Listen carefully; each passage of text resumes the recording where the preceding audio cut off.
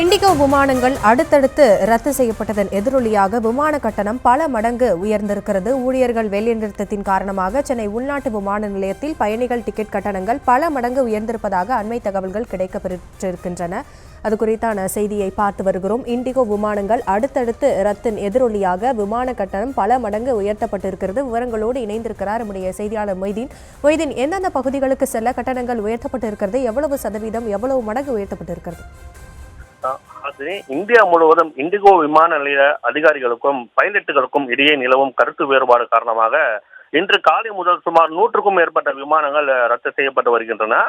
இதையடுத்து வழக்கம்போல் சென்னை விமான நிலையத்தில் விமான பயண கட்டணங்கள் 5லிருந்து 6 மடங்கு அளவுக்கு தற்போது உயர்ந்துள்ளது. அதாவது சென்னை பெங்களூருக்கான சாதாரண கட்டணம் 3129 17,000 தற்பொழுது இன்றைய கட்டணம் உயர்ந்து 17,000 20,000 வரையும், அதே போல சென்னையிலிருந்து திருச்சிக்கு 3129 இருந்த கட்டணம் தற்பொழுது 15,000 வரையிலும், அதே போல சென்னை திருவனந்தபுரம் கட்டணம் 6,800 தற்போது 16,000 34,000 வரையிலும் உயர்ந்துள்ளது.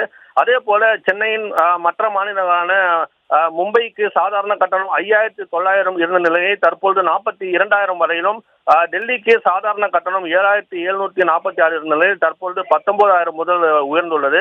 தற்பொழுது வரை விமான நிலைய விமானங்கள் இயக்கப்படாத காரணத்தால் தற்போது இந்த விமான கட்டணம் உயர்ந்துள்ளது. இண்டிகோ விமான ஊழியர்கள் தற்பொழுது பைலட்டுகளுடன் பேச்சுவார்த்தையில் ஈடுபட்டு வருகின்றனர். இன்று மாலை 6 மணி வரையிலும் இண்டிகோ விமானங்கள் எதுவும் இயங்கப்படாது என தெரிவிக்கப்படுகிறது. இந்த போராட்டத்தின் காரணமாக தற்போது இந்த கட்டணமானது தற்போது உயர்ந்துள்ளது. ஆசினி, விவரங்களுக்கு நன்றி மொய்தீன்.